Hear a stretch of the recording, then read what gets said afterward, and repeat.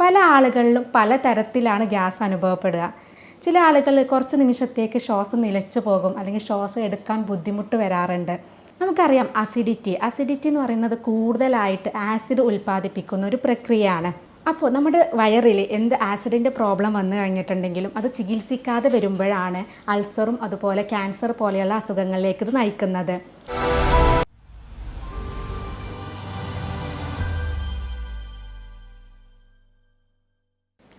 നമസ്കാരം. എന്ത് ഭക്ഷണം കഴിച്ചാലും ഡോക്ടറെ ഗ്യാസാണ് പറയുന്ന ഒരുപാട് പേര് നമുക്കിടയിലുണ്ട്. നമ്മുടെ ഇന്നത്തെ ഒരു മോഡേൺ ലൈഫ് സ്റ്റൈലും അതുപോലെ ഭക്ഷണ രീതിയും ജീവിതശൈലിയും കൊണ്ടൊക്കെ നമ്മൾ ഏറ്റവും കൂടുതൽ ബുദ്ധിമുട്ടിക്കുന്ന ഒന്നാണ് ഗ്യാസ് എന്ന് പറയുന്നത്. പല ആളുകളിലും പല തരത്തിലാണ് ഗ്യാസ് അനുഭവപ്പെടുക. ചില ആളുകളിൽ എന്ത് ഭക്ഷണം കഴിച്ചാലും വയറിങ്ങനെ ബലൂണ് പോലെ വീർത്ത് വരും. ചില ആളുകൾ കുറച്ച് നിമിഷത്തേക്ക് ശ്വാസം നിലച്ചു പോകും, അല്ലെങ്കിൽ ശ്വാസം എടുക്കാൻ ബുദ്ധിമുട്ട് വരാറുണ്ട്. ചില ആളുകളിൽ നെഞ്ചുവേദനയായിട്ടാണ് വരിക. പല ആളുകളും ഇത് ഹാർട്ട് അറ്റാക്ക് ആണെന്ന് കരുതി ECG വരെ എടുത്ത് നോക്കാറുണ്ട്. എന്നാൽ ഇടയ്ക്കിടയ്ക്കായിട്ട് ഇങ്ങനെ ഏമ്പക്കം വരിക, അതുപോലെ തന്നെ കീഴ്വാഴ് വരിക, വലിയ സൗണ്ടോട് കൂടെ വരിക, ഇങ്ങനെയും കാണാറുണ്ട്. പല ആളുകൾക്കും ഇത് വളരെ ബുദ്ധിമുട്ടായിട്ടാണ് അനുഭവപ്പെടാറുള്ളത്. ഒരാളുകളുടെ ഇടയിൽ ഇറങ്ങാനോ പുറത്തേക്ക് ഇറങ്ങാനോ പലർക്കും മടിയായിരിക്കും. ഇങ്ങനെ ഗ്യാസ് നമ്മുടെ ശരീരത്തിൽ ഫോം ചെയ്യുന്നത് എന്തുകൊണ്ടാണ്? ഇത് നമുക്ക് എങ്ങനെ പരിഹരിക്കാം? അതുപോലെ ഗ്യാസ് എങ്ങനെയാണ് വയറിൽ അൾസർ, അതുപോലെ തന്നെ ആമാശയ ക്യാൻസർ പോലെയുള്ള മാരകമായിട്ടുള്ള അസുഖങ്ങളിലേക്ക് നയിക്കുന്നത് തുടങ്ങിയ കാര്യങ്ങളാണ് ഇന്ന് വീഡിയോയിലൂടെ പറയുന്നത്. ഞാൻ doctor Semiya, doctor Basil's homeo hospital, Pandikkad, Malappuram ജില്ല. നമുക്കറിയാം നമ്മുടെ ദഹന വ്യവസ്ഥ എന്ന് പറയുന്നത് നമ്മുടെ വായ മുതൽ നമ്മുടെ മലദ്വാരം വരെ നീണ്ടു കിടക്കുന്ന ഒരു വലിയൊരു ട്രാക്റ്റാണ്. നമ്മുടെ വായയിൽ നിന്ന് ഫുഡ് അന്നനാളത്തിലേക്ക് എത്തും, അവിടെ നിന്ന് ആമാശയത്തിലെത്തി ചെറുകുടലും അതുപോലെ വൻകുടലും മലദ്വാരം വരെ നീണ്ടു കിടക്കുന്ന വലിയൊരു സിസ്റ്റമാണ്. ഈ സിസ്റ്റത്തിൻ്റെ ഭാഗത്ത് എന്തൊരു അസുഖം വന്നു കഴിഞ്ഞിട്ടുണ്ടെങ്കിലും അതിൻ്റെ ഒരു പ്രധാന ലക്ഷണമായിട്ട് കാണിക്കുന്നത് ഗ്യാസാണ്. നമ്മുടെ വയറിൽ എന്തൊരു ബുദ്ധിമുട്ട് വന്നാലും അത് അസിഡിറ്റി ആയിക്കോട്ടെ, നെഞ്ചിരിച്ചിൽ, പുളിച്ച് തികട്ടൽ, വയറ് സ്തംഭനം, വയറിന് എരിച്ചിൽ വരിക, വയർ കാളിച്ച വരിക, ഇടയ്ക്കിടയ്ക്കായിട്ട് വയറിൽ ഗ്യാസിൻ്റെ ഏമ്പക്കം വരിക, അതുപോലെ തന്നെ കീഴ്വാഴ് വരിക, എന്തൊരു ബുദ്ധിമുട്ട് വന്നാലും നമ്മൾ എന്താ പറയുക, എനിക്ക് ഗ്യാസ് ട്രബിൾ ആണെന്നാണ് പറയാറുള്ളത്. അപ്പോൾ എല്ലാ ഈ ബുദ്ധിമുട്ടുകളും ഗ്യാസാണോ? നമുക്കത് എങ്ങനെ മനസ്സിലാക്കാമെന്ന് നോക്കാം. നമുക്കറിയാം അസിഡിറ്റി എന്ന് പറയുന്നത് കൂടുതലായിട്ട് ആസിഡ് ഉൽപ്പാദിപ്പിക്കുന്ന ഒരു പ്രക്രിയയാണ്. നമ്മുടെ വയറിൽ നമ്മുടെ ഭക്ഷണം എത്തിക്കഴിഞ്ഞിട്ടുണ്ടെങ്കിൽ അവിടെ കുറച്ച് എമൗണ്ടിൽ മിതമായിട്ടുള്ള അളവിൽ ആസിഡ് ഉൽപ്പാദിപ്പിക്കുന്നുണ്ട്. എന്നാൽ ഇത് കൂടുതലായിട്ട് ഉൽപ്പാദിപ്പിക്കുമ്പോഴാണ് നമ്മൾ അതിന് അസിഡിറ്റി എന്ന് പറയുന്നത്. കൂടുതലും കൃത്യസമയത്ത് ഭക്ഷണം കഴിക്കാത്ത ആളുകളിലാണ് ഈ അസിഡിറ്റിയുടെ പ്രശ്നം കണ്ടുവരുന്നത്. നമ്മൾ ചികിത്സിച്ചിട്ടില്ലെങ്കിൽ അൾസർ, അതുപോലെ ക്യാൻസർ പോലെയുള്ള അസുഖങ്ങളിലേക്ക് നയിക്കുന്നത് കൊണ്ട് തന്നെ നമ്മളിത് കറക്റ്റായിട്ട് ചികിത്സ എടുക്കുകയും അതിന് ശ്രദ്ധ കൊടുക്കുകയും വേണം. ഇതിൻ്റെ ഒരു പ്രധാന ലക്ഷണം എന്ന് പറയുന്നത് വയറെരിച്ചിലാണ്. ഭക്ഷണം കഴിച്ചാൽ വയറെരിയുന്നത് അസിഡിറ്റിയുടെ ഒരു പ്രധാന ലക്ഷണമാണ്. നമ്മൾ ഭക്ഷണം കൃത്യസമയത്ത് കഴിച്ചിട്ടില്ലെങ്കിൽ നമ്മുടെ വയറിൻ്റെ ഭാഗത്ത് കാലിയാവുകയും അവിടെ ആസിഡ് വന്ന് നിറയും. ഈ ആസിഡ് നമ്മുടെ വയറിലുള്ള ആമാശയത്തിലുള്ള കോശങ്ങളിലൊക്കെ നീർക്കെട്ടുണ്ടാകും. നമ്മളതിന് ഇൻഫ്ലമേഷൻ അല്ലെങ്കിൽ ഗ്യാസ്ട്രൈറ്റിസ് എന്നാണ് പറയുക. പിന്നീട് കുറേ കാലം കഴിയുമ്പോൾ ഈ ആസിഡ് ഇങ്ങനെ കിടന്നു കഴിഞ്ഞിട്ടുണ്ടെങ്കിൽ അവിടെ പുണ്ണ് വരും, അൾസർ വരും. പിന്നീട് അത് ക്യാൻസർ പോലെയുള്ള അസുഖങ്ങളിലേക്ക് പോകാറുണ്ട്. അപ്പോൾ നമ്മുടെ വയറിൽ എന്ത് ആസിഡിൻ്റെ പ്രോബ്ലം വന്നു കഴിഞ്ഞിട്ടുണ്ടെങ്കിലും അത് ചികിത്സിക്കാതെ വരുമ്പോഴാണ് അൾസറും അതുപോലെ ക്യാൻസർ പോലെയുള്ള അസുഖങ്ങളിലേക്ക് ഇത് നയിക്കുന്നത്. പലപ്പോഴും ഈ ഫുഡുകൾ നമ്മുടെ വയറിലുള്ള ഫുഡുകൾ ദഹിക്കാതെ വരുമ്പോൾ അല്ലെങ്കിൽ ആസിഡ് വന്ന് നിറയുമ്പോൾ അവിടെയുള്ള ഈ ആസിഡും ദ്രാവകങ്ങളൊക്കെ നമ്മുടെ അന്നനാളത്തിലേക്ക് കയറുമ്പോഴാണ് നമുക്കവിടെ GERD എന്ന് പറയും, ഗ്യാസ്ട്രോ ഈസോഫാഗൽ റിഫ്ലക്സ് ഡിസീസ്. ഈ അന്നനാളത്തിലും ഇതുപോലെ ഇൻഫ്ലമേഷനും അതുപോലെ നീർക്കെട്ടൊക്കെ ഉണ്ടാക്കി അവിടെ അൾസർ ഉണ്ടാക്കാറുണ്ട്. അതുകൊണ്ടാണ് നമുക്ക് നെഞ്ചിരിച്ചിൽ, പുളിച്ച് തികട്ടൽ പോലെയുള്ള ലക്ഷണങ്ങൾ നമ്മൾ അസിഡിറ്റിയുടെ കൂടെ തന്നെ കാണിക്കുന്നത്. എന്നാൽ ഈ GERD എന്ന് പറയുന്നത് എല്ലാവരിലും വരണമെന്നില്ല. നമ്മുടെ അന്നനാളത്തിൽ നിന്ന് നമ്മുടെ ആമാശയത്തിലേക്ക് ഫുഡ് പോകുന്ന സമയത്ത് അവിടെ കുറച്ച് പേശികളുണ്ട്. ഈ പേശികൾ ഇങ്ങനെ ഓപ്പൺ ആവും, അതുപോലെ ക്ലോസ് ആവും ചെയ്യുമ്പോഴാണ് വയറിലേക്ക് ഫുഡ് എത്തുന്നത്. എന്നാൽ ഈ പേശികൾക്ക് എന്തെങ്കിലും ഒരു പ്രശ്നം വന്നു കഴിഞ്ഞാൽ, അത് ബലക്കുറവോ അല്ലെങ്കിൽ അവിടെ എന്തെങ്കിലും അസുഖങ്ങൾ വന്നു കഴിഞ്ഞിട്ടുണ്ടെങ്കിൽ കറക്റ്റായിട്ടുള്ള ഫുഡ് ആമാശയത്തിലെത്തില്ല, അല്ലെങ്കിൽ ദഹിക്കാത്ത ഫുഡ് ആമാശയത്തിൽ നിന്ന് വയറിൽ നിന്ന് മേലോട്ട് പോകും. ഇങ്ങനെ വന്നു കഴിഞ്ഞാലും ഇവിടെ നമ്മുടെ അന്നനാളത്തിൻ്റെ ഭാഗത്ത് നീർക്കെട്ടും അതുപോലെ തന്നെ അൾസറൊക്കെ ഉണ്ടാക്കാനുള്ള സാധ്യതയുണ്ട്. അതുകൊണ്ടാണ് നമുക്ക് നെഞ്ചിരിച്ചിലും പുളിച്ച് തികട്ടലൊക്കെ ഇതിൻ്റെ കൂടെ തന്നെ വരുന്നത്. ഇനി വയറിലുണ്ടാകുന്ന അൾസർ നമുക്കറിയാം പ്രധാനമായിട്ടുള്ള ഒരു കാരണം എന്ന് പറയുന്നത് എച്ച് പൈലോറി ബാക്ടീരിയയുടെ ഇൻഫെക്ഷനാണ്. എന്നാൽ ഇത് മാത്രമല്ല, സ്ഥിരമായിട്ട് അസിഡിറ്റി വന്നു കഴിഞ്ഞാലും അത് അൾസറിലോട്ട് പോകാറുണ്ട്. ഇനി സ്ട്രെസ്സ്, അതുപോലെ തന്നെ പുകവലി, മദ്യപാന ശീലമുള്ളവരിലും കൂടുതലായിട്ട് ആസിഡ് ഉൽപ്പാദിപ്പിക്കും. സ്ട്രെസ്സ് ആസിഡ് ഉൽപ്പാദിപ്പിക്കാനുള്ള ഒരു പ്രധാന കാരണമാണ്. അതുകൊണ്ടാണ് സ്ഥിരമായിട്ട് ഈ ടെൻഷനുള്ള ആളുകളിലൊക്കെ ഈ അസിഡിറ്റിയുടെ പ്രശ്നങ്ങൾ കണ്ടുവരുന്നത്. അപ്പോൾ ഇത്തരം കാരണങ്ങൾ കൊണ്ടൊക്കെ അസിഡിറ്റി വരാം. എന്നാൽ ചില ഭക്ഷണങ്ങളുണ്ട്, ചില ഭക്ഷണങ്ങളും ആസിഡ് ഉൽപ്പാദിപ്പിക്കാറുണ്ട്. അതിൽപ്പെട്ടതാണ് എള്ളെണ്ണ, അതുപോലെ സൺഫ്ലവർ ഓയിൽ, പച്ചക്കായ, ഇങ്ങനെയുള്ള ബാർലി, അതുപോലെ തന്നെ ചോളം പോലെയുള്ള പയറ് വർഗ്ഗങ്ങൾ, അങ്ങനെയുള്ള ഫുഡുകളിലൊക്കെ കൂടുതലായിട്ട് അസിഡിറ്റി ഉണ്ടാക്കുന്നുണ്ട്. അപ്പോൾ സ്ഥിരമായിട്ട് ഇങ്ങനെയുള്ള ഫുഡുകൾ കഴിക്കുന്ന ആളുകളിലും അസിഡിറ്റിയുടെ പ്രശ്നം കണ്ടുവരുന്നുണ്ട്. പലരും അസിഡിറ്റി വന്നു കഴിഞ്ഞാലും എന്താ പറയുക, ഡോക്ടർ എനിക്ക് ഗ്യാസ് ആണെന്നാണ്. എന്നാൽ ഈ അസിഡിറ്റിയും ഗ്യാസും ഒന്നാണോ? നമുക്ക് നോക്കാം. നമ്മൾ എന്ത് ഭക്ഷണം കഴിച്ചാലും, അല്ലെങ്കിൽ വെള്ളം കുടിച്ചാൽ, അല്ലെങ്കിൽ എന്തെങ്കിലും പാനീയങ്ങൾ കുടിച്ചാലും, അതുപോലെ ഉമിനീരിറക്കുമ്പോഴൊക്കെ പുറത്തിൽ നിന്ന് കുറച്ച് എമൗണ്ട്, മിതമായിട്ടുള്ള അളവിൽ വായു നമ്മുടെ ആമാശയത്തിലേക്ക് എത്തുന്നുണ്ട്. നമ്മുടെ വയറിലാണ് അത് കളക്ട് ചെയ്യുന്നത്. അതുപോലെ തന്നെ നമ്മൾ ഭക്ഷണം ദഹനത്തിന് ശേഷം hydrogen, methane, carbon dioxide പോലെയുള്ള ഗ്യാസുകൾ പുറത്തേക്ക് വിടുന്നുണ്ട്. ഇങ്ങനെ ഭക്ഷണങ്ങൾ കൂടുതൽ കഴിക്കുമ്പോൾ, അല്ലെങ്കിൽ കൂടുതൽ ഗ്യാസ് അടങ്ങിയിട്ടുള്ള ഭക്ഷണങ്ങൾ കഴിക്കുമ്പോൾ ദഹനശേഷം കൂടുതലായിട്ട് ഗ്യാസ് ഉൽപ്പാദിപ്പിക്കും. അതാണ് നമുക്ക് വയറ് വീർക്കലും വയറ് സ്തംഭനം പോലെയൊക്കെ ഗ്യാസിൻ്റെ ബുദ്ധിമുട്ടായിട്ട് അനുഭവപ്പെടുന്നത്. പല ആളുകളിലും പല രൂപത്തിലാണ് ഗ്യാസ് വരുന്നത്. ചില ഭക്ഷണങ്ങൾ കഴിച്ചാൽ കൂടുതലായിട്ട് ഗ്യാസ് ഉൽപ്പാദിപ്പിക്കാറുണ്ട്. അത് അത്തരം ഭക്ഷണങ്ങളിൽ കൂടുതൽ ഗ്യാസ് ഉള്ളതുകൊണ്ടാണ്. അതുപോലെ നമുക്ക് കറക്റ്റായിട്ട് മുഴുവനായിട്ട് ദഹിക്കാതെ വന്നു കഴിഞ്ഞാലും ഗ്യാസിൻ്റെ പ്രശ്നം കാണിക്കാറുണ്ട്. അതുപോലെ ചെറുകുടലിൽ ഭക്ഷണം ദഹിക്കാതിരുന്നു കഴിഞ്ഞാൽ വൻകുടലിൻ്റെ ഭാഗത്ത് ഗ്യാസ് ഫോം ചെയ്യാറുണ്ട്. അതുപോലെ തന്നെ നമ്മുടെ വയറിൻ്റെ ഭാഗത്ത്, അല്ലെങ്കിൽ അന്നനാളത്തിൻ്റെ ഭാഗത്ത്, നെഞ്ചിൻ്റെ ഭാഗത്തൊക്കെ എന്തെങ്കിലും അസുഖങ്ങൾ വന്നു കഴിഞ്ഞിട്ടുണ്ടെങ്കിലും നമുക്ക് ഗ്യാസിൻ്റെ ഇഷ്യൂസ് കാണിക്കാറുണ്ട്. നമ്മൾ നേരത്തെ പറഞ്ഞു, അസിഡിറ്റി വരാനുള്ള ഒരു പ്രധാന കാരണം എന്ന് പറയുന്നത് കൃത്യസമയത്ത് ഭക്ഷണം കഴിക്കാത്തതാണ്. അതുപോലെ തന്നെയാണ് ഗ്യാസ് ഉണ്ടാകുന്നതും അതുകൊണ്ടാണ്. കൃത്യസമയത്ത് ഭക്ഷണം കഴിച്ചിട്ടില്ലെങ്കിൽ വയറിൽ ഗ്യാസ് ഫോം ചെയ്യും.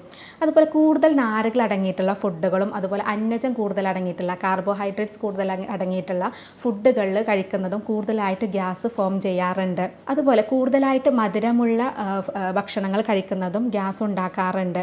പല ആളുകൾക്കും പല ഭക്ഷണത്തിൽ നിന്നായിരിക്കും ഗ്യാസ് ഉണ്ടാകുന്നത്. എന്നാൽ ഭൂരിപക്ഷ ആളുകളിലും ഗ്യാസ് ഉണ്ടാക്കുന്ന ചില ഫുഡുകളുണ്ട്. അതായത് പയറ് വർഗ്ഗങ്ങൾ, കിഴങ്ങ് വർഗ്ഗങ്ങൾ, അതുപോലെ തന്നെ പരിപ്പ് വർഗ്ഗങ്ങൾ, ഇവയിലൊക്കെ കൂടുതലായിട്ട് ഗ്യാസ് ഫോം ചെയ്യുന്നുണ്ട്. അതുപോലെ ക്യാബേജ്, കോളിഫ്ലവർ, എണ്ണ അടങ്ങിയിട്ടുള്ള ഫുഡുകൾ, അധികം മസാല അടങ്ങിയിട്ടുള്ള ഫുഡുകളിലൊക്കെ ഗ്യാസ് കൂടുതലുണ്ട്. അപ്പോൾ ഇത്തരം ഫുഡുകൾ കഴിച്ച് കഴിഞ്ഞിട്ടുണ്ടെങ്കിലും ഗ്യാസ് നമുക്ക് കൂടുതലായിട്ട് ഫോം ചെയ്യാം. അതുപോലെ ചില ആളുകളുണ്ട് പെട്ടെന്നൊരു ദിവസം വെച്ച് ഡയറ്റ് എടുക്കുന്ന ആളുകൾ, നാളെ ഞാൻ ഡയറ്റ് എടുക്കുകയാണ് അതുകൊണ്ട് ഭക്ഷണം വേണ്ട എന്ന് പറയുന്ന ആളുകളുണ്ട്. അങ്ങനെ സ്ഥിരമായിട്ട് നമ്മൾ ഡയറ്റിൽ വന്നു കഴിഞ്ഞിട്ടുണ്ടെങ്കിൽ അവിടെ ഗ്യാസ് വരാനുള്ള സാധ്യതയുണ്ട്. അപ്പോൾ ഇത്തരം കാര്യങ്ങൾ കൊണ്ടൊക്കെയാണ് നമുക്ക് ഗ്യാസ് കൂടുതലായിട്ട് ഫോം ചെയ്യുന്നത്. പയറുവർഗ്ഗങ്ങളിൽ ഗ്യാസ് വരാനുള്ള ഒരു പ്രധാന കാരണം എന്ന് പറയുന്നത് ഇത് ദഹിപ്പിക്കുന്ന സമയത്ത് ബാക്ടീരിയ കൂടുതലായിട്ട് മീഥേൻ നിറയുന്ന ഗ്യാസ് കൂടുതലായിട്ട് പുറത്തേക്ക് വിടും. അതുകൊണ്ടാണ് പയറുവർഗ്ഗങ്ങൾ കഴിക്കുമ്പോൾ ഗ്യാസിൻ്റെ ബുദ്ധിമുട്ട് വരുന്നത്. അതുപോലെ പാലുൽപ്പന്നങ്ങൾ അലർജിയുള്ള കുറച്ച് ആളുകളുണ്ട്. ഇവർക്കും ഇതുപോലെ പാലുൽപ്പന്നങ്ങൾ കഴിച്ചു കഴിഞ്ഞിട്ടുണ്ടെങ്കിൽ ഗ്യാസിൻ്റെ ബുദ്ധിമുട്ടുണ്ടാക്കാം. അതുപോലെ ദഹിക്കാത്ത പാലുണ്ടെങ്കിൽ അത് ബാക്ടീരിയ ആഹാരമാക്കുമ്പോൾ കൂടുതലായിട്ട് ഗ്യാസ് പുറത്തേക്ക് വിടും. ഇങ്ങനെയും നമുക്ക് ഗ്യാസിൻ്റെ ഇഷ്യൂസ് വരാറുണ്ട്. അപ്പോൾ ഇങ്ങനെ ഗ്യാസിൻ്റെ ബുദ്ധിമുട്ട് വരുമ്പോഴാണ് നമുക്ക് വയറ് വീർക്കുന്നതും വയറിന് സ്തംഭനം വരുന്നതും വയറ് ബലൂണ് പോലെ ഭക്ഷണം കഴിച്ചാൽ വീർത്ത് വരുന്നതൊക്കെ ഇതുകൊണ്ടാണ്. ചില ആളുകൾക്ക് അത് നമ്മുടെ അന്നനാളത്തിലോട്ട് കയറിയിട്ട് നെഞ്ചിൻ്റെ ഭാഗത്ത് എന്തോ തങ്ങി നിൽക്കുന്നത് പോലെ, അല്ലെങ്കിൽ തൊണ്ടയുടെ ഭാഗത്ത് എന്തോ കുടുങ്ങി നിൽക്കുന്നത് പോലെയൊക്കെ അനുഭവപ്പെടാറുണ്ട്. അങ്ങനെയുള്ളവർക്ക് ഭക്ഷണം ഇറക്കാൻ ബുദ്ധിമുട്ടൊക്കെ അനുഭവപ്പെടാറുണ്ട്. അപ്പോൾ ഇതൊക്കെ ഗ്യാസിൻ്റെ ഭാഗമായിട്ട് വരുന്നതാണ്. ഈ നേരത്തെ പറഞ്ഞു, ഭക്ഷണത്തിലല്ലാതെ നമുക്ക് പല രോഗങ്ങൾ കൊണ്ടും ഗ്യാസ് വരാം. നമ്മുടെ അന്നനാളത്തിൽ വരുന്ന ഈസോഫാഗൈറ്റിസ്, അതുപോലെ അൾസർ, ആമാശയത്തിൽ വരുന്ന ഗ്യാസ്ട്രൈറ്റിസ്, അൾസർ, പുണ്ണ്, ആമാശയ ക്യാൻസർ പോലെയുള്ള മാരകമായിട്ടുള്ള രോഗങ്ങളുടെ കൂടെയും നമുക്ക് ഗ്യാസിൻ്റെ ലക്ഷണങ്ങൾ കാണിക്കാറുണ്ട്. ചില ആളുകൾ ഇങ്ങനെ ഗ്യാസ് വരുമ്പോൾ പലപ്പോഴും അത് നിസ്സാരമാക്കുകയാണ് ചെയ്യാറുള്ളത്. ചെറിയൊരു ഗ്യാസിൻ്റെ ഇഷ്യൂ അല്ലേ എന്ന് പറഞ്ഞ് നമ്മൾ വീട്ടിലൊക്കെ എന്തെങ്കിലും പൊടിക്കൈകളൊക്കെ ചെയ്തിട്ട് അത് മാറ്റിയെടുക്കുകയാണ് ചെയ്യാറുള്ളത്. എന്നാൽ മറ്റു ചിലരാണെങ്കിലോ ചെറിയൊരു വേദന വരുമ്പോഴേക്കും പെട്ടെന്ന് തന്നെ നെഞ്ചുവേദനയൊക്കെ ആണെന്ന്, ഹാർട്ട് അറ്റാക്ക് ആണെന്നൊക്കെ കരുതി ECG എക്കോ വരെ എടുത്ത് നോക്കാറുണ്ട്. അപ്പോൾ ഇങ്ങനെയുള്ള ഗ്യാസിൻ്റെ ഇഷ്യൂസ് കാണിക്കുകയാണെങ്കിൽ നമ്മളത് കറക്റ്റായിട്ടുള്ള രോഗനിർണയം നടത്തി കഴിഞ്ഞിട്ടുണ്ടെങ്കിൽ നമുക്കത് എന്താണ് മനസ്സിലാക്കി ട്രീറ്റ്മെൻറ്റ് എടുത്ത് നമുക്ക് പൂർണ്ണമായിട്ട് തന്നെ മാറ്റിയെടുക്കാൻ പറ്റുന്ന ഒരു അസുഖമാണ് ഗ്യാസ് എന്ന് പറയുന്നത്. ഇനി ചില ആളുകൾ നമ്മുടെ OPയിൽ വന്നിട്ട് ചോദിക്കാറുണ്ട്, ഡോക്ടർ എനിക്ക് ഗ്യാസ് ആണ്, ഇത് ക്യാൻസറിൻ്റെ എന്തെങ്കിലും പ്രശ്നമാണോ, എനിക്ക് വയറിൽ ക്യാൻസർ ഉണ്ടോ എന്ന് ചോദിക്കാറുണ്ട്. ആമാശയ ക്യാൻസറിൻ്റെ ഒരു പ്രധാനമായിട്ടുള്ള ആദ്യ ലക്ഷണം എന്ന് പറയുന്നത് ഗ്യാസ് തന്നെയാണ്. നമുക്ക് വയറ് എന്തെങ്കിലും ഭക്ഷണം കഴിച്ചു കഴിഞ്ഞാൽ വയറിങ്ങനെ വീർത്ത് വരും, വയറിൽ മടുപ്പ് വരിക, ഭക്ഷണത്തിന് കുറച്ച് കഴിക്കുമ്പോഴേക്കും വയറ് നിറഞ്ഞ പോലെ ഫീൽ ചെയ്യുക, ഇങ്ങനെയൊക്കെ വരുന്നുണ്ടെങ്കിൽ അത് ആമാശയ ക്യാൻസറിൻ്റെ ഒരു തുടക്ക ലക്ഷണമാണ്. കാരണം നമ്മുടെ വയറിലുള്ള അല്ലെങ്കിൽ ആമാശയത്തിലുള്ള നോർമലായിട്ട് കാണുന്ന സെൽസിന് പകരം ക്യാൻസർ സെൽസ് അവിടെ വളരുമ്പോഴാണ് നമുക്കിങ്ങനെ വയറ് നിറഞ്ഞ പോലെയൊക്കെ ഫീൽ ചെയ്യുന്നത്. അതുപോലെ ഈ ഒരു ക്യാൻസർ സെൽസ് ഉള്ളതുകൊണ്ട് അല്ലെങ്കിൽ ട്യൂമറൊക്കെ ഉണ്ടാകുമ്പോൾ അത് ഭക്ഷണത്തിന് ദഹനം നടക്കാതെ ഇരിക്കുകയും അതുപോലെ ചെറുകുടലിലേക്ക് അത് പോകുന്നത് തടസ്സപ്പെടുത്തുകയൊക്കെ ചെയ്യും. ഇതൊക്കെ നമുക്ക് ഗ്യാസിൻ്റെ ബുദ്ധിമുട്ടുകൾ വരുത്തും. അപ്പോൾ അതുകൊണ്ട് തന്നെ ഗ്യാസിൻ്റെ കൂടെ മറ്റ് ലക്ഷണങ്ങൾ, വയറിന് എരിച്ചിൽ, വയറ് കഠിനമായിട്ട് വേദന വരിക, ഇങ്ങനെയുള്ള ലക്ഷണങ്ങളൊക്കെ കാണിക്കുന്നുണ്ടെങ്കിൽ നമ്മൾ കറക്റ്റായിട്ട് എൻഡോസ്കോപ്പിയൊക്കെ എടുത്ത് അതിനുള്ള കറക്റ്റായിട്ടുള്ള ട്രീറ്റ്മെൻറ്റ് എടുക്കണം. ഇനി ഇടയ്ക്കിടയ്ക്കായിട്ട് ഏമ്പക്കം വരുന്ന, വളരെ സൗണ്ടോട് കൂടിയിട്ട് ഏമ്പക്കം വരിക, വളരെ സൗണ്ടോട് കൂടി കീഴ്വാഴ് വരുന്ന ഒരുപാട് പേരുണ്ട്. ഈ ഏമ്പക്കം എന്ന് പറയുന്നത് അത്ര കുഴപ്പക്കാരനാണോ? പലപ്പോഴും ഇത് കുഴപ്പിക്കാറുണ്ട് അല്ലേ. നമ്മുടെ ഭക്ഷണത്തിൽ അങ്ങനെ നമ്മൾ ഭക്ഷണം കഴിച്ചു കഴിഞ്ഞാലൊക്കെ ഏമ്പക്കം വരുന്നത് ചില ആളുകൾ പറയും അത് നല്ല ഭക്ഷണം കഴിച്ചതിൻ്റെ ഒരു അടയാളമാണ്, അല്ലെങ്കിൽ വയറ് ഫുള്ളായതിൻ്റെ ഒരു അടയാളമാണെന്നൊക്കെ പറയാറുണ്ട്. എന്നാൽ ചില ആളുകൾ ഇതൊരു മോശമായിട്ടുള്ളൊരു ശീലമായിട്ടാണ് പറയാറുള്ളത്. പലപ്പോഴും സൗണ്ടോട് കൂടി ഇങ്ങനെ ഇടയ്ക്കിടയ്ക്ക് വരുമ്പോൾ പലർക്കും ഇത് ഇങ്ങനെ ആളുകളുടെ ഇടയിൽ കൂടാനൊക്കെ ഒരു മടിയായിരിക്കും. ഇപ്പോൾ ഏമ്പക്കം എന്ന് പറയുന്നത് എന്താണെന്ന് നോക്കാം. നമുക്ക് നമ്മുടെ വയറിൽ നമ്മൾ നേരത്തെ പറഞ്ഞു ഗ്യാസ് ഒരുപാട് ഫോം ചെയ്യുമ്പോൾ അത് പുറത്തേക്ക് തള്ളിവിടുന്ന ഒരു പ്രക്രിയയാണ് ഈ ഏമ്പക്കം എന്ന് പറയുന്നത്, അല്ലെങ്കിൽ കീഴ്വാഴു എന്ന് പറയുന്നത്. നമ്മുടെ വൻകുടലിൻ്റെയും അതുപോലെ മലദ്വാരത്തിൻ്റെയും ഭാഗത്തുള്ള ഓവറായിട്ട് വരുന്ന ഗ്യാസ് പുറത്തേക്ക് തള്ളുന്നതാണ് കീഴ്വാഴു. അപ്പോൾ ഇതൊരു നോർമൽ പ്രക്രിയയാണ്. നമ്മളൊരു ഭക്ഷണം കഴിച്ചു കഴിഞ്ഞാൽ 4-5 പ്രാവശ്യം ഏമ്പക്കം വിടുന്നത് അത്ര പ്രശ്നമുള്ള കാര്യമല്ല, അത് സ്വാഭാവികമായിട്ട് നടക്കുന്ന ഒരു കാര്യമാണ്. എന്നാൽ ഇടയ്ക്കിടയ്ക്കായിട്ട് ഏമ്പക്കം വരുന്നത് എന്തുകൊണ്ടാണ്? നമ്മൾ നേരത്തെ പറഞ്ഞ പോലെ കൂടുതലായിട്ട് ഗ്യാസ് അടങ്ങിയിട്ടുള്ള ഭക്ഷണങ്ങൾ കഴിക്കുകയോ അല്ലെങ്കിൽ കൃത്യസമയത്ത് ഭക്ഷണം കഴിക്കാതിരിക്കുകയോ അങ്ങനെയുള്ള കാര്യങ്ങളൊക്കെ ചെയ്യുമ്പോൾ ഗ്യാസ് കൂടുതലായിട്ട് ഫോം ചെയ്യുമ്പോൾ അത് കൂടുതലായിട്ട് ഏമ്പക്കമായിട്ട് പോകും, അല്ലെങ്കിൽ കീഴ്വാഴയായിട്ട് പോകും. അപ്പോൾ അതുകൊണ്ടാണ് നമുക്ക് കൂടുതലായിട്ട് ഈ ബുദ്ധിമുട്ട് വരുന്നത്. അപ്പോൾ ഏമ്പക്കം എന്ന് പറയുന്നതും ഗ്യാസ് കൂടുതൽ ഫോം ചെയ്യുന്നത് കൊണ്ട് വരുന്ന ഒരു ബുദ്ധിമുട്ടാണ്. ഇനി എന്ത് ഭക്ഷണം കഴിച്ചാലും ഗ്യാസാണ്, കഴിച്ചാലും കഴിച്ചില്ലെങ്കിലും ഗ്യാസാണ്. സ്ഥിരമായിട്ട് എന്തെങ്കിലും ചെയ്യുന്ന കാര്യത്തിൽ നിന്ന് അങ്ങോട്ടോ ഇങ്ങോട്ടോ എന്തെങ്കിലും ഒരു മാറ്റം വന്നു കഴിഞ്ഞാൽ അപ്പോഴും ഗ്യാസാണെന്ന് പറയുന്ന ഒരുപാട് പേരുണ്ട്. ഇങ്ങനെ ഇടയ്ക്കിടയ്ക്കായിട്ട് ഗ്യാസിൻ്റെ ബുദ്ധിമുട്ടുള്ള ആളുകൾ ശ്രദ്ധിക്കേണ്ട കുറച്ച് കാര്യങ്ങളുണ്ട്. അവ എന്തൊക്കെയാണെന്ന് നോക്കാം. ഓരോരുത്തർക്കും ഗ്യാസ് ഉണ്ടാക്കുന്ന ഫുഡ് പലതായിരിക്കും. നേരത്തെ നമ്മൾ പറഞ്ഞു അല്ലേ, ഓരോരുത്തർക്കും പലതരത്തിലുള്ള ഫുഡിനോടായിരിക്കും ഗ്യാസ് ഉണ്ടാക്കുക. അപ്പോൾ അത്തരത്തിലുള്ള ഫുഡുകൾ നമ്മൾ പൂർണ്ണമായിട്ട് ഒഴിവാക്കുകയാണ് വേണ്ടത്. അതുപോലെ ഇലക്കറികളൊക്കെ കൂടുതലായിട്ട് കഴിക്കുന്ന ആളുകളുണ്ട്. എന്നാൽ ഇലക്കറികൾ അമിതമായാലും അവിടെ ഗ്യാസിൻ്റെ ബുദ്ധിമുട്ടുകൾ ഉണ്ടാക്കാറുണ്ട്. അതുപോലെ എണ്ണ പലഹാരങ്ങളൊക്കെ കഴിക്കുന്ന ആളുകളിൽ, കൂടുതലായിട്ട് വറുത്തതും പൊരിച്ചതൊക്കെ ആയിട്ടുള്ള കഴിക്കുന്ന ആളുകൾ ഗ്യാസിൻ്റെ ഇഷ്യൂസ് കാണിക്കാറുണ്ട്. അങ്ങനെയുള്ള ആളുകൾ ആവിയിൽ വേവിച്ചിട്ടുള്ള ഫുഡ് കഴിക്കുന്നതാണ് നല്ലത്. എന്നാൽ ചില ആളുകളിലാണെങ്കിലോ ആവിയിൽ വേവിച്ചിട്ടുള്ള പുട്ട്, ഇടിയപ്പമൊക്കെ കൂടുതൽ കഴിച്ചു കഴിഞ്ഞാൽ വയറിനും എരിച്ചിലും നെഞ്ചിരിച്ചിലും അങ്ങനെയുള്ള ബുദ്ധിമുട്ട് കാണിക്കാറുണ്ട്. അപ്പം അങ്ങനെയുള്ള ആളുകളാണെങ്കിൽ ആവിയിൽ വേവിച്ചിട്ടുള്ള ഫുഡ് ഒഴിവാക്കുക. അല്ലാത്ത ആളുകൾ എണ്ണ പലഹാരങ്ങൾക്കൊക്കെ പകരം, അല്ലെങ്കിൽ എണ്ണയിൽ വറുക്കുന്നതിന് പകരം ആവിയിൽ വേവിച്ചിട്ട് കഴിക്കുന്നതാണ് നല്ലത്. അതുപോലെ ഭക്ഷണത്തിന് ശേഷം മധുരം കഴിക്കുന്ന ശീലമുള്ള ഒരുപാട് പേരുണ്ട്. അങ്ങനെയുള്ളവരും അത്തരം ശീലങ്ങൾ ഒഴിവാക്കുക. പിന്നെ നല്ല മധുരമുള്ള ഫ്രൂട്ട്സിന് പകരം മധുരം കുറഞ്ഞിട്ടുള്ള ഫ്രൂട്ട്സുകൾ ഉപയോഗിക്കുക. അതും നമുക്ക് ഗ്യാസ് കുറയ്ക്കാൻ വേണ്ടിയിട്ട് സഹായിക്കും. അതുപോലെ വേവിച്ചുപയോഗിക്കുന്ന പല ഭക്ഷണങ്ങളും, കൂടുതൽ ഗ്യാസ് ഉണ്ടാക്കുന്ന പല ഭക്ഷണങ്ങളും ഉണ്ട്. അവ നമുക്ക് പച്ചയോട് കൂടെ കഴിക്കുന്നത് ഗ്യാസ് കുറയ്ക്കാൻ വേണ്ടിയിട്ട് സഹായിക്കാറുണ്ട്. അതുപോലെ ഗോതമ്പ്, ഉരുളക്കിഴങ്ങ് ഇങ്ങനെയുള്ള ഫുഡുകളൊക്കെ കഴിക്കുമ്പോൾ നല്ല ബുദ്ധിമുട്ടുണ്ടാക്കുക, ഗ്യാസിൻ്റെ ഇഷ്യൂസൊക്കെ ഉണ്ടാക്കുന്നുണ്ടെങ്കിൽ അവർ കൂടുതലായിട്ടും അരിഭക്ഷണം ഉപയോഗിക്കുന്നതാണ് നല്ലത്. പിന്നെ ചെറുപയർ, നമ്മൾ നേരത്തെ പറഞ്ഞു പയറുവർഗ്ഗങ്ങൾ എന്ന് പറയുന്നത് ഗ്യാസ് ഉണ്ടാക്കുന്നതിന് ഒരു പ്രധാന കാരണമാണ്. അപ്പോൾ അതുകൊണ്ട് തന്നെ ചെറുപയറൊക്കെ മുളപ്പിച്ച് ഉപയോഗിക്കുന്നതാണ് ഏറ്റവും നല്ലത്. അതുപോലെ ഭക്ഷണത്തിൻ്റെ കൂടെ നെയ്യ് കുറച്ച് ചേർക്കുന്നതും നമുക്ക് ഗ്യാസ് കുറയ്ക്കാൻ വേണ്ടിയിട്ട് സഹായിക്കും. അപ്പോൾ ഇങ്ങനെയുള്ള കാര്യങ്ങളൊക്കെ ശ്രദ്ധിച്ചു കഴിഞ്ഞാൽ നമുക്ക് ഗ്യാസ് പരമാവധി ഒഴിവാക്കാൻ പറ്റും. അപ്പോൾ നേരത്തെ പറഞ്ഞു പാലുൽപ്പന്നങ്ങൾ എന്ന് പറയുന്നത് അലർജിയുള്ള ആളുകളുണ്ട്. അങ്ങനെയുള്ള ആളുകൾ പരമാവധി പാലും പാലുൽപ്പന്നങ്ങളും ഒഴിവാക്കുക. ഇത്തരം ഫുഡുകൾ കഴിച്ചു കഴിഞ്ഞിട്ടുണ്ടെങ്കിൽ നമുക്ക് ഗ്യാസ് കൂടുതലായിട്ട് ഉണ്ടാക്കും. കീഴ്വാഴ് സ്മെല്ലോട് കൂടിയിട്ടുള്ള കീഴ്വാഴൊക്കെ ആണെങ്കിൽ ഇടയ്ക്കിടയ്ക്കായിട്ട് കീഴ്വാഴൊക്കെ പോകുന്നുണ്ടെങ്കിൽ അവർ ലാക്ടോസ് കൂടുതൽ അടങ്ങിയിട്ടുള്ള പാല് പാലുൽപ്പന്നങ്ങൾ അതുപോലെ ഗ്ലൂട്ടൻ കൂടുതൽ അടങ്ങിയിട്ടുള്ള ഗോതമ്പ് ഇവയൊക്കെ ഒഴിവാക്കുന്നതായിരിക്കും നല്ലത്. അതുപോലെ തന്നെ നമുക്ക് കൂടുതലായിട്ട് ഗ്യാസ് അടങ്ങിയിട്ടുള്ള ഫുഡുകൾ പയറുവർഗ്ഗങ്ങൾ ഉരുളക്കിഴങ്ങ് അതുപോലെ തന്നെ പച്ചക്കായ ഇങ്ങനെയുള്ള ചില ഫുഡുകൾ കഴിച്ചു കഴിഞ്ഞാൽ നമുക്ക് ഏത് ഫുഡാണോ നമുക്ക് ഗ്യാസ് ഉണ്ടാക്കുന്നത് അത്തരം ഫുഡുകൾ പരമാവധി ഒഴിവാക്കുക. ഇനി അസിഡിറ്റി ഉള്ളവരും ഈ കാര്യങ്ങൾ തന്നെയാണ് ശ്രദ്ധിക്കേണ്ടത്. അതിൻ്റെ കൂടെ തന്നെ ശ്രദ്ധിക്കേണ്ട കുറച്ച് കാര്യങ്ങളുണ്ട്. കൃത്യസമയത്ത് നമ്മൾ ഭക്ഷണം കഴിക്കുക.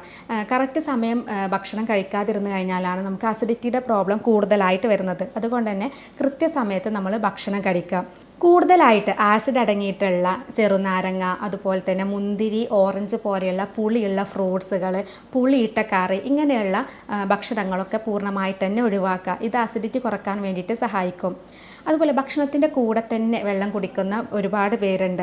അങ്ങനെയുള്ള ആളുകൾ ഭക്ഷണത്തിൻ്റെ കൂടെ വെള്ളം കുടിക്കുന്നതിന് പകരം ഭക്ഷണത്തിൻ്റെ ഒരു അരമണിക്കൂർ മുന്നേ ആയിട്ടോ അല്ലെങ്കിൽ ഭക്ഷണത്തിന് ശേഷം ഒരു അരമണിക്കൂറിന് ശേഷം വെള്ളം കുടിക്കുന്നതാണ് നല്ലത്. അതുപോലെ ഈ അസിഡിറ്റി ഉള്ള ആളുകൾ ധാരാളമായിട്ട് വെള്ളം കുടിക്കുക. എന്നാൽ ഈ ആസിഡ് കൂടുതൽ ഉൽപ്പാദിപ്പിക്കുമ്പോൾ അത് വെള്ളമായിട്ട് ചേർന്നിട്ട് അതിൻ്റെ വീര്യം കുറക്കും. അപ്പോൾ അതുകൊണ്ട് തന്നെ നമുക്ക് അസിഡിറ്റി ഉള്ള ആളുകൾ കൂടുതലായിട്ട് വെള്ളം കുടിക്കുന്നതും നല്ലതാണ്. ഭക്ഷണം നന്നായിട്ട് ചവച്ചരച്ചിട്ട് കഴിക്കുക. അതുപോലെ സാവധാനം കഴിക്കുക.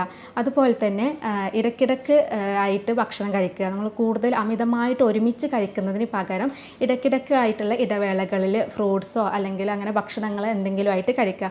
ഇതും നമുക്ക് ആസിഡിറ്റി കുറക്കാൻ വേണ്ടിയിട്ട് സഹായിക്കാറുണ്ട്. പലർക്കുമുള്ള ഒരു ശീലമാണ് ഉച്ചമയക്കം. ഭക്ഷണം കഴിച്ച ഉടനെ പോയിട്ടൊരു കിടത്തുണ്ട്. ഇങ്ങനെയുള്ള ശീലമുള്ള ആളുകളാണെങ്കിൽ പൂർണ്ണമായിട്ട് തന്നെ അത് ഒഴിവാക്കണം. കാരണം ഭക്ഷണം കഴിച്ച ഉടനെ കിടന്നു കഴിഞ്ഞിട്ടുണ്ടെങ്കിൽ ദഹിക്കാത്ത ഫുഡുകൾ അന്നനാളത്തിലോട്ട് കയറിയിട്ടാണ് നെഞ്ചിരിച്ചിലും അസിഡിറ്റിയുടെ പ്രശ്നങ്ങളൊക്കെ ഉണ്ടാക്കുന്നത്. അതുകൊണ്ട് തന്നെ ഭക്ഷണം കഴിച്ച ഉടനെയുള്ള കിടത്തം ഒഴിവാക്കുക. അതുപോലെ തന്നെയാണ് രാത്രി കാലങ്ങളിലും വൈകി കഴിക്കുന്ന ആളുകളാണെങ്കിൽ കുറച്ച് സമയം നടന്ന് 1 മണിക്കൂറൊക്കെ നടത്തം കഴിഞ്ഞതിന് ശേഷം വേണം കിടക്കാൻ. അപ്പോൾ ഇങ്ങനെയുള്ള കാര്യങ്ങളും ശ്രദ്ധിക്കുക. അതുപോലെ വ്യായാമം ചെയ്യുന്നതും നല്ലതാണ്. അസിഡിറ്റി കുറക്കാനും അതുപോലെ ഗ്യാസിൻ്റെ ബുദ്ധിമുട്ടുകളൊക്കെ കുറക്കാൻ വേണ്ടിയിട്ട് നമ്മൾ ഡെയിലി ഒരു വ്യായാമം ചെയ്യുന്നത് നല്ലതാണ്. വ്യായാമത്തിൻ്റെ കൂടെ തന്നെ നമ്മൾ അടിവയറിൻ്റെ ഭാഗം നന്നായിട്ട് കൈകൊണ്ട് മസാജ് ചെയ്യുന്നതും ഗ്യാസ് കുറക്കാൻ വേണ്ടിയിട്ട് സഹായിക്കും. 2 ഇടുപ്പെല്ലിൻ്റെ ഭാഗത്ത് കൈ വെച്ച് അത് വൃത്താകൃതിയിൽ ഇങ്ങനെ മസാജ് ചെയ്യുക. നമ്മുടെ വാരിയെല്ലിൻ്റെ ഭാഗത്തേക്ക് മേലോട്ടായിട്ട് ചലിപ്പിച്ച് ചെയ്ത് കഴിഞ്ഞിട്ടുണ്ടെങ്കിൽ നമുക്ക് ഗ്യാസ് കുറക്കാൻ വേണ്ടിയിട്ട് സഹായിക്കും. ഇനി ഇങ്ങനെ സ്ഥിരമായിട്ട് അസിഡിറ്റി അതുപോലെ തന്നെ ഗ്യാസിൻ്റെ ഇഷ്യൂസ് വരുന്ന ആളുകളാണെങ്കിൽ വീട്ടിൽ വെച്ച് ചെയ്യാവുന്ന കുറച്ച് പൊടിക്കൈകൾ പറഞ്ഞു തരാം. മാനസികമായിട്ടുള്ള പിരിമുറക്കം കൂടുതലുള്ള ആളുകളിലും ഞാൻ നേരത്തെ പറഞ്ഞു അസിഡിറ്റി കൂടുതലായിട്ട് കണ്ടുവരാറുണ്ട്. അപ്പോൾ സ്ട്രെസ്സ് കാര്യങ്ങളൊക്കെ പരമാവധി ഒഴിവാക്കുക. അതുപോലെ പുകവലി മദ്യപാന ശീലമുള്ളവരും അസിഡിറ്റി പ്രശ്നം ഉണ്ടാക്കുന്നത് കൊണ്ട് തന്നെ അത്തരം ശീലങ്ങൾ ഒഴിവാക്കുന്നതാണ് നല്ലത്. ഇനി ഇത്തരത്തിൽ ഗ്യാസിൻ്റെ ബുദ്ധിമുട്ടും ആസിഡിറ്റിയൊക്കെ ഉള്ള ആളുകളാണെങ്കിൽ നമുക്ക് വീട്ടിൽ വെച്ച് ചെയ്യാവുന്ന കുറച്ച് പൊടിക്കൈകളുണ്ട്. അവ എന്തൊക്കെയാണെന്ന് നോക്കാം. അതിലൊന്നാമത് പറയുന്നത് ജീരകമാണ്. ജീരകം വെള്ളത്തിലിട്ട് തിളപ്പിച്ച് കുടിക്കുന്നത് വളരെ നല്ലതാണ്. അത് കൂടുതലായിട്ട് എസൻഷ്യൽ ഓയിൽ അടങ്ങിയിട്ടുണ്ട്. ഇത് നമ്മുടെ ഭക്ഷണം നല്ല രീതിയിൽ ദഹിപ്പിക്കാൻ വേണ്ടിയിട്ട് സഹായിക്കുന്നതാണ്. രണ്ടാമത് പറയുന്നത് കായം. കായം ചെറിയ ചൂടുവെള്ളത്തിൽ ചേർത്തിട്ട് അത് കുടിക്കുന്നത് നമുക്ക് ദഹനം കറക്റ്റ് നടക്കാനും നമ്മുടെ ശരീരത്തിലുള്ള അല്ലെങ്കിൽ ആമാശയത്തിലുള്ള ചീത്ത ബാക്ടീരിയയെ നശിപ്പിക്കാൻ വേണ്ടിയിട്ട് സഹായിക്കുന്നതാണ് കായം എന്ന് പറയുന്നത്. അപ്പോൾ ഇതും നമുക്ക് വീട്ടിൽ വെച്ച് ചെയ്യാവുന്ന ഒരു പൊടിക്കൈയാണ്. അതുപോലെ മറ്റൊന്നാണ് ഇഞ്ചി. ഇഞ്ചി ഒരുപാട് ആൻറ്റി ഓക്സിഡൻസ് അടങ്ങിയിട്ടുള്ളതാണ് ഇഞ്ചി. അപ്പോൾ നമുക്ക് ഭക്ഷണത്തിന് ശേഷം ഇഞ്ചി നീര് കുടിക്കുന്നത് അതുപോലെ ഇഞ്ചിയിട്ട് തിളപ്പിച്ചിട്ട് വെള്ളം കുടിക്കുന്നത് അതുപോലെ ഇഞ്ചി ചായ കുടിക്കുന്നതൊക്കെ വളരെ നല്ലതാണ്. അതുപോലെ അയമോദകം 1 ടീസ്പൂൺ അയമോദകവും അതുപോലെ 1 ടീസ്പൂൺ കല്ലുപ്പും ചേർത്ത് വെള്ളത്തിലിട്ട് തിളപ്പിച്ചിട്ട് അതിൻ്റെ വെള്ളം കുടിക്കുന്നതും നമുക്ക് ഗ്യാസും അതുപോലെ അസിഡിറ്റിയൊക്കെ കുറയാൻ വേണ്ടിയിട്ട് സഹായിക്കും. അതുപോലെ തന്നെയാണ് ജാതിക്ക. ജാതിക്ക ചുട്ടരച്ചിട്ട് അത് തേനിൽ ചേർത്തിട്ട് കഴിക്കുന്നതും നമുക്ക് ഗ്യാസ് പോകാൻ വേണ്ടിയിട്ട് സഹായിക്കും. വെളുത്തുള്ളിയും അതുപോലെ ഗ്യാസ് പോകാൻ വേണ്ടിയിട്ട് സഹായിക്കുന്ന ഒന്നാണ്. വെളുത്തുള്ളി നന്നായിട്ട് ചതച്ച് ഒരു 2-3 ഇല്ലി എടുത്ത് ചതച്ച് ഒരു ഗ്ലാസ് പാലിൽ ചേർത്ത് തിളപ്പിച്ചിട്ട് അത് കുടിക്കുന്നത് വളരെ നല്ലതാണ്. അല്ലെങ്കിൽ വെളുത്തുള്ളി ഇട്ട് തിളപ്പിച്ച് വെള്ളം കുടിക്കുന്നതും നല്ലതാണ്. എന്നാൽ പാൽ അലർജി ഉള്ളതോ അല്ലെങ്കിൽ പാൽ ഗ്യാസ് ഉണ്ടാക്കുന്ന ആളുകളാണെങ്കിൽ പാൽ ഒഴിവാക്കുന്നതായിരിക്കും നല്ലത്. അതുപോലെ ഗ്രാമ്പു ഇട്ട് തിളപ്പിച്ചിട്ടുള്ള വെള്ളം കുടിക്കുന്നതും ഗ്യാസും അസിഡിറ്റിയൊക്കെ കുറക്കാൻ വേണ്ടിയിട്ട് സഹായിക്കും. അപ്പോൾ ഇത്തരം കാര്യങ്ങൾ ഇത്തരം പൊടിക്കൈകളൊക്കെ ചെയ്ത് കഴിഞ്ഞാൽ ഒരു പരിധി വരെ നമുക്ക് ആശ്വാസം കിട്ടാറുണ്ട്. അത് നമുക്ക് ഗ്യാസ് ഗ്യാസ് വരാതിരിക്കാനും ഗ്യാസ് ഉള്ള ആളുകൾ പെട്ടെന്നൊക്കെ ഗ്യാസ് കയറിയിട്ട് വയറ് സ്തംഭനമൊക്കെ വന്ന ആളുകളാണെങ്കിൽ ഈ കാര്യങ്ങൾ ചെയ്ത് കഴിഞ്ഞിട്ടുണ്ടെങ്കിൽ പെട്ടെന്ന് ഗ്യാസ് ഏമ്പക്കമായിട്ടോ അല്ലെങ്കിൽ കീഴ്വായുമായിട്ടോ പോകാൻ വേണ്ടിയിട്ട് സഹായിക്കും. ഇനി ഇങ്ങനെ ഇടയ്ക്കിടയ്ക്കായിട്ട് ഗ്യാസ് വരുന്ന ആളുകൾ ഇത് നിസ്സാരമാക്കരുത്. നമ്മളതിന് കറക്റ്റായിട്ടുള്ള ട്രീറ്റ്മെൻറ്റ് എടുക്കണം. നമ്മൾ ഡോക്ടറെ കാണിച്ചിട്ടുള്ള ടെസ്റ്റുകൾ ചെയ്യണം. ഫാറ്റി ലിവർ, കൊളസ്ട്രോൾ, തൈറോയിഡ് പോലെയുള്ള അസുഖങ്ങളിൽ നമുക്ക് ഗ്യാസിൻ്റെ ബുദ്ധിമുട്ട് കാണിക്കാറുണ്ട്. ഫാറ്റി ലിവർ എന്ന് പറയുന്നത് നമ്മുടെ ലിവറിൻ്റെ ഭാഗത്ത് ഫാറ്റ് അല്ലെങ്കിൽ കൊളസ്ട്രോൾ കെട്ടിക്കിടക്കുന്നതാണ് ഫാറ്റി ലിവർ എന്ന് പറയുന്നത്. അപ്പോൾ ഈ ഫാറ്റി ലിവർ വന്നു കഴിഞ്ഞിട്ടുണ്ടെങ്കിൽ നമുക്കവിടെ ബൈലെന്ന് പറയുന്നത് പിത്തം ഉൽപ്പാദിപ്പിക്കുന്നതിൽ പ്രശ്നങ്ങൾ വരും. ഈ പിത്തം നമുക്ക് ഭക്ഷണത്തിൽ ദഹിക്കാൻ വേണ്ടി സഹായിക്കുന്ന ഒന്നാണ്. അപ്പോൾ ഇതിൻ്റെ പ്രശ്നങ്ങൾ കാരണം നമുക്ക് വയറിൽ ഗ്യാസിൻ്റെ ദഹന പ്രശ്നങ്ങളും ഗ്യാസിൻ്റെ ബുദ്ധിമുട്ടൊക്കെ ഉണ്ടാകും. അപ്പോൾ ഫാറ്റി ലിവർ ഒക്കെ ഉണ്ടോ എന്നറിയാൻ വേണ്ടിയിട്ട് നമ്മൾ വയറ് സ്കാനിങ് ചെയ്യുന്നത് വളരെ നല്ലതാണ്. അതുപോലെ തന്നെ കൊളസ്ട്രോൾ കൂടുതലുള്ള ആളുകളിലും ഗ്യാസിൻ്റെ ഇഷ്യൂസ് കാണിക്കുന്നുണ്ട്. അതുകൊണ്ട് തന്നെ നമ്മൾ രക്തം പരിശോധിച്ച് ലിപ്പിഡ് പ്രൊഫൈലൊക്കെ കറക്റ്റായിട്ട് നോക്കുക. ഇങ്ങനെയുള്ള ബുദ്ധിമുട്ടൊക്കെ വരുന്നവരാണെങ്കിൽ ഇതുപോലെ രക്തം പരിശോധിക്കുന്നത്, തൈറോയിഡ് നോക്കുന്നതൊക്കെ വളരെ നല്ലതാണ്. ഇനി വയറിൽ എന്തെങ്കിലും ബുദ്ധിമുട്ടുകളുണ്ടോ, പുണ്ണോ അൾസറോ അല്ലെങ്കിൽ ആമാശയ ക്യാൻസർ പോലെയുള്ള എന്തെങ്കിലും അസുഖങ്ങളുണ്ടോ എന്നറിയാൻ വേണ്ടിയിട്ട് നമുക്ക് എൻഡോസ്കോപ്പി എടുക്കുന്നത് നല്ലതാണ്. എൻഡോസ്കോപ്പിയിലൂടെ നമുക്ക് എന്തെങ്കിലും തടിപ്പോ കാര്യങ്ങളൊക്കെ വന്നു കഴിഞ്ഞിട്ടുണ്ടെങ്കിൽ ആ തടിപ്പിൽ നിന്ന് നമ്മൾ ബയോപ്സി ചെയ്ത് കഴിഞ്ഞാൽ അത് ക്യാൻസർ ആണോ അല്ലെങ്കിൽ മറ്റ് പോളിപ്പ് പോലെയുള്ള മറ്റെന്തെങ്കിലും ആണോ എന്നുള്ളത് നമുക്ക് അറിയാൻ പറ്റും. അപ്പോൾ ഇത്തരം ടെസ്റ്റുകളൊക്കെ ചെയ്തിട്ട് കറക്റ്റായിട്ടുള്ള ട്രീറ്റ്മെൻറ്റ് എടുത്തു കഴിഞ്ഞാൽ നമുക്ക് ഗ്യാസിൻ്റെ ബുദ്ധിമുട്ട് പൂർണ്ണമായിട്ട് തന്നെ ഒഴിവാക്കാം. ഇനി ചികിത്സയിലേക്ക് വരികയാണെങ്കിൽ ഇതിന് വളരെ ഫലപ്രദമായിട്ടുള്ള ചികിത്സ ലഭ്യമാണ്. പലപ്പോഴും ഗ്യാസ് ഇത് മാറില്ല, ഇത് എല്ലാവർക്കും ഉള്ളതാണ് എന്ന് പലരും ഇതിനെ അവഗണിക്കാറാണ് പതിവ്. എന്നാൽ ഇത് കറക്റ്റായിട്ട് ചികിത്സ എടുത്താൽ പൂർണ്ണമായിട്ട് തന്നെ മാറ്റിയെടുക്കുന്ന ഒന്നാണ് ഗ്യാസ് എന്ന് പറയുന്നത്. അപ്പോൾ അതുകൊണ്ട് തന്നെ ഇതിൽ ഫലപ്രദമായിട്ടുള്ള ചികിത്സ ലഭ്യമാണ്. രോഗിയുടെ ശാരീരികവും മാനസികവുമായിട്ടുള്ള കാര്യങ്ങൾ പഠിച്ച് യൂറോപ്യൻ നിർമ്മിത സോഫ്റ്റ്വെയറുകൾ ഉപയോഗിച്ചിട്ടാണ് നമ്മളിവിടെ രോഗനിർണയവും മരുന്ന് നിർണയവും നടത്തുന്നത്. അതുകൊണ്ട് തന്നെ ജർമ്മൻ മെഡിസിൻസ് ഉപയോഗിച്ചുള്ള പൊട്ടൻസി മരുന്നുകൾ ഉപയോഗിക്കുന്നത് കൊണ്ട് തന്നെ നമുക്കറിഞ്ഞ് കറക്റ്റായിട്ടുള്ള ചികിത്സ കൊടുക്കാൻ പറ്റാറുണ്ട്. അപ്പോൾ ഇത്തരം ചികിത്സാ രീതിയെക്കുറിച്ച് അറിയാനും ഇതിൻ്റെ ട്രീറ്റ്മെൻറ്റിനെ കുറിച്ച് അറിയാനും നിങ്ങൾക്ക് താഴെ കാണുന്ന നമ്പറിൽ ബന്ധപ്പെടാവുന്നതാണ്. സ്നേഹത്തോടെ doctor Semiya, doctor Basil's homeo hospital, Pandikkad, Malappuram ജില്ല.